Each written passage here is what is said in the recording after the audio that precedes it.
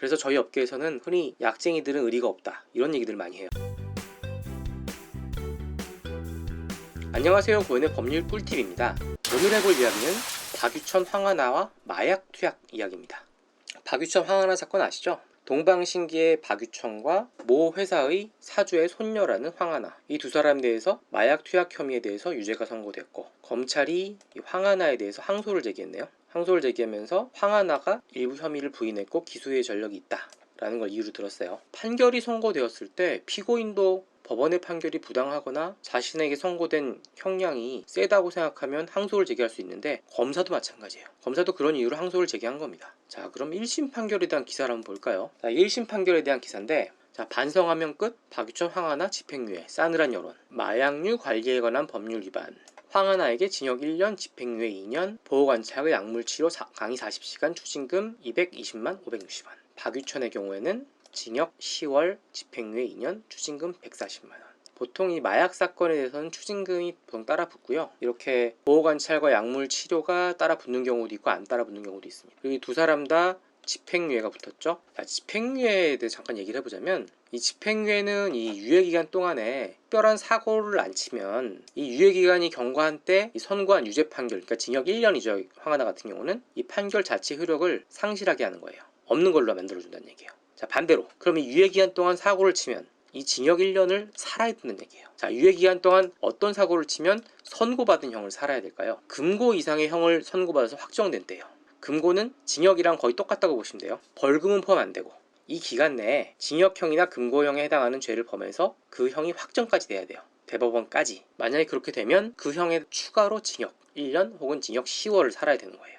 이게 집행유예입니다. 그래서 이 선고를 할 때 보면 형을 그렇게 해요. 피고인 황하나에게 징역 1년, 그리고 좀 뜸을 들였다가 다만 그 형의 집행을 2년 동안 유예한다, 이렇게 선고를 해요. 그럼 처음에는 피고인들이 아주 흑빛이 됐다가 다만이라는 소리가 나오는 순간에 이제 화색이 돌죠. 그리고 이제 많이 문제를 삼고 있는 게, 과연 이 두 사람에 대해서 집행유예가 선고가 되는 게 과연 타당한가, 이런 얘기들 하세요. 근데 일단 박유천은 초범이고 황하나도 기소유예가 하나 있을 뿐이긴 하죠. 근데 박유천의 경우는 사건 초반에 이제 거짓말로 기자회견하고 이런 부분들이 좀 문제가 되긴 했을 거예요. 근데 그렇다 하더라도 이 마약 사건 초범의 경우에는 100의 집행유예가 나와요. 이게 굳이 연예인이 아니라 일반 사람이라 하더라도요, 초범이나 기소유예 정도가 있었던 경우 같으면 100의 경우 집행유예가 나옵니다. 연예인이라고 해서 뭐 달리 이게 형량이 더 나와야 되는 건 아니에요. 두 사람 다 구속돼서 재판받았죠. 웬만한 경우에는 구속 기소도 안 해요. 뭐 반성문 17차례 썼고 박유천 공범 지목했고 마약사범 검거에 제보를 했고 이런 것들이 있죠. 근데 제가 좀 이따 얘기할 건데, 마약사범 같은 경우는 일단 검거가 되면 같이 했던 사람, 약 준 사람, 이런 사람부터 불어요. 그러면서 감형을 받는 게 아주 일반적이에요.